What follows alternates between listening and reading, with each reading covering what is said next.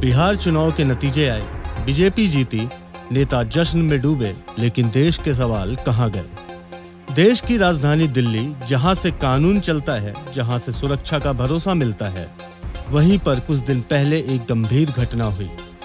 कई लोग मारे गए, कई परिवार टूट गए और देश के अंदर ही ऐसी वारदात ने फिर वही सवाल खड़े कर दिए। क्या भारत में आम लोगों की जान की कीमत अब सिर्फ एक आंकड़ा भर रह गई है?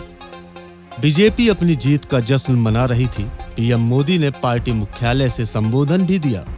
निसंदेह लोकतंत्र में जीत का जश्न मनाना कोई गलत बात नहीं, लेकिन एक बड़ा सवाल उठता है, जब देश राजधानी में खून से जूझ रहा हो, क्या नेताओं को कम से कम संवेदनशीलता नहीं दिखानी चाहिए?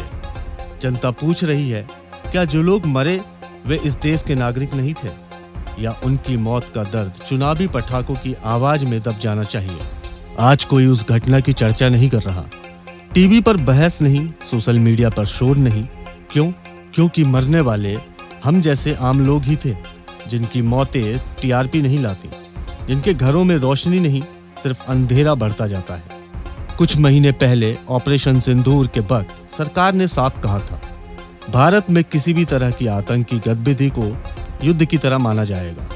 अगर यह युद्ध जैसी घटना है तो उस पर राजनीतिक नेतृत्व की प्रतिक्रिया कहाँ है? राष्ट्रीय स्तर की संवेदनशीलता कहाँ है? कौन आगे आकर कह रहा है हमारे लोग मरे हैं, हम उनके साथ खड़े हैं? आज नेताओं के चेहरे पर खुशी है, चुनावी जीत की रोशनी है, लेकिन उसी वक्त कुछ घरों में अब भी धुआं उठ रहा है। रसोई का नहीं, अधूरे सपनों का, टूटी उम्मीदों का और लापरवाही का। क्या भारतीय राजनीति अब इतनी चुनाव केंद्रित हो गई है कि जनता की मौतें चुनावी नतीजों के पीछे दब जाएं?